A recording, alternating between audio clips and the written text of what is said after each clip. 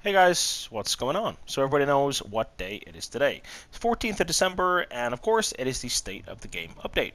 So I've simplified the original 27-minute-ish stream to hopefully around the 5-minute mark, and give you all the information you need. This is just to make it a little easier and more convenient for you. So let's get straight into it.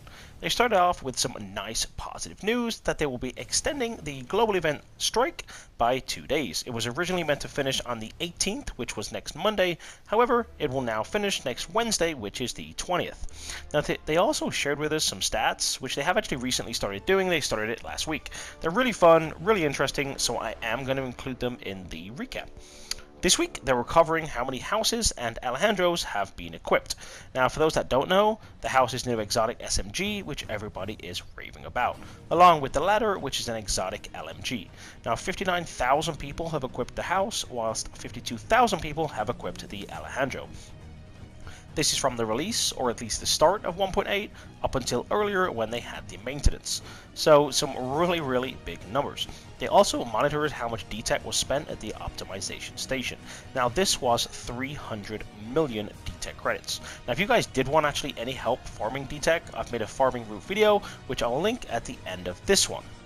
Another stat they mentioned, or at least monitors, was how many times players use the toggle to go rogue in the dark zone. So quite an interesting stat to monitor, especially considering everyone's saying Rogue 2.0 is going to kill the rogue, etc, etc. Now, would you guys guess the figure was actually 2.3 million times players went rogue? Of course, this is in the last week and a half.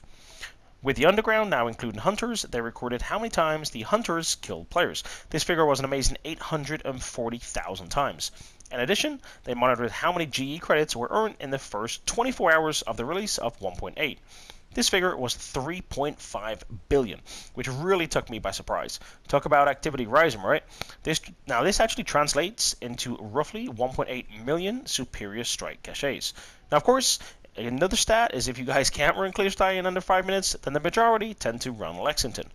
Now, that mission was completed 2.5 million times in the first 24 hours. Now, other bits they mentioned, and the last bit just before we close, is there's a couple of bits about bugs. Now, I will list them all. So the first one being a known bug: when sharing items with a teammate, the item would then disappear. Now, they are looking at this. However, if you log back in, the item will then reappear. So quite an easy fix. However, they are looking at this, so it will be fixed pretty soon. Another known bug is the consistent pulse. Now, with the cancellation and the reapplication of the pulse, there can be consistent spamming. However, it doesn't actually do anything. It will not increase your stats. It won't give you extra crit damage or a chance. However, you can just see a lot of pulses floating about. Again, they are looking at this. Now, there is also another one where when using the optimization station, it appears as if your gear is buffed. Now, you would see an increased gear score, however, it's not actual.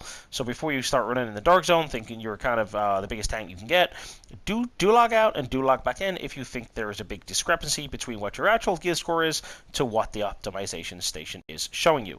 So it's not factual, it is a bug, they are looking at it. As soon as you log back in, it will be fixed, or at least back to what it should be. Now, another bug, and the last bug, which is probably the most annoying, is for those players who are trying to play Skirmish and does state your expansion stash is full. Although it's annoying, they are actually working on this. So this obviously only applies to those players who don't have the expansion DLC and do want to play Skirmish. Of course, I can imagine this will be really frustrating, so do hang on and they will get this one fixed. Now, okay guys, that does actually recap the State of the Game update.